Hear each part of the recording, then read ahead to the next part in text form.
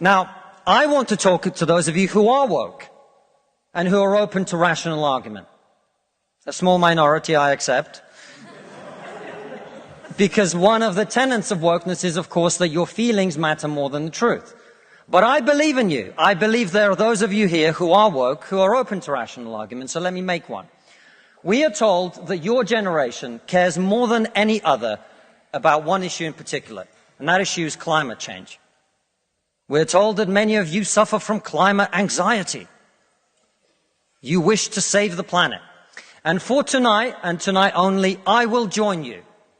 I will join you in worshipping at the feet of St. Greta of climate change. Let us all accept right here, right now, that we are living through a climate emergency and our stocks of polar bears are running extremely low. I join you in this view. I truly do. Now, what are we to do about this huge problem facing humanity? What can we in Britain do? We can only do one thing. You know why?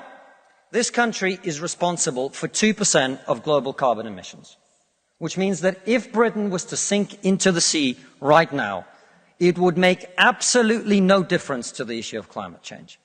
You know why? Because the future of the climate is going to be decided in Asia and in Latin America by poor people who couldn't give a shit about saving the planet. No, thank you. No, thank you.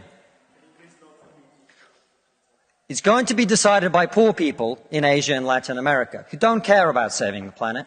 You know why? Because they're poor. Because they're poor. I come from Russia, which is not a poor country, it's a middle-income country. 20% of households in Russia do not have an indoor toilet. What they have is an outdoor toilet. And I don't mean one of those nice portaloos that we get here. I don't even mean a Glastonbury portaloo. I mean a wooden shack with a hole in the ground that holds the collected fermented memory of the last 10,000 visits. How many of you are going to go home tonight and say, let's rip out our bathroom and erect a Siberian shithouse in the back garden? And if you're not, why should they? 120 million people in China do not have enough food. I don't mean that they don't get dessert. I mean they suffer from malnutrition.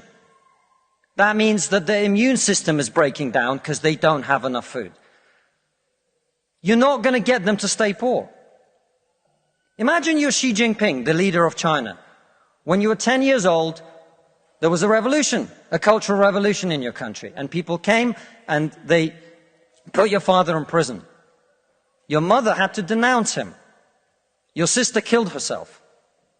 And you, no longer enjoying the protection of your formerly powerful father, were sent to a village where you lived in a cave house. And here you are, decades later. You have clawed your way up the bloody and greasy pole of Chinese politics to be the undisputed supreme leader of the very Communist Party that destroyed your family. And you know that the main thing you have to do to survive and to stay in power is to deliver the one thing that the people of China want: prosperity, economic growth. Where do you think climate change ranks on Xi Jinping's list of priorities? A third of all children who live in extreme poverty in the world live in India. That means they are starving and dying of preventable disease. Now, about 15 months ago, my wife got pregnant. Not me, because we're old school.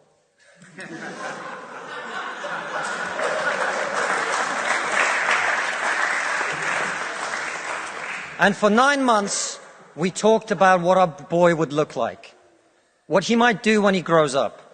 We looked at baby scans and videos on YouTube about what the fetus looks like at 9 months and 12 months and 20 months. And eventually he was born. And he is this cute little bundle of joy. He's cuter than about 80% of puppies. Right? Now, if you said to me that I had a choice, either my son had a serious risk of starving or dying from a preventable disease in the next year, or I could press a button and he would live. He would go to school. He would bring his first girlfriend home. He'd go to university and graduate and become a woke idiot.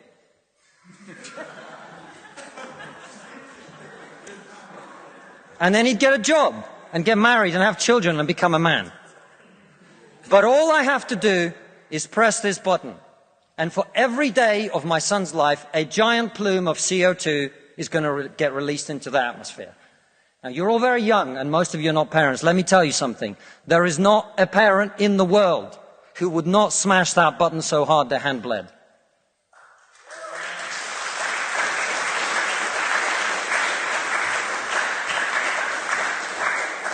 You are not going to get these people to stay poor.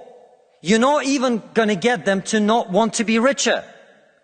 And so, I put it to you, ladies and gentlemen, there is only one thing we can do in this country to stop climate change.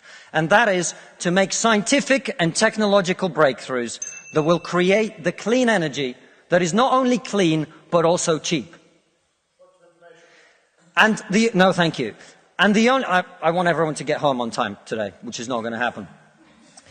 And the only thing that wokeness has to offer in exchange is to brainwash bright young minds like you to believe that you are victims, to believe that you have no agency, to believe that what you must do to improve the world is to complain, is to protest, is to throw soup on paintings. And we on this side of the House are not on this side of the House because we do not wish to improve the world. We sit on this side of the House because we know that the way to improve the world is to work, is to create, it is to build. And the problem with woke culture is that it's trained too many young minds like yours to forget about that. Thank you very much.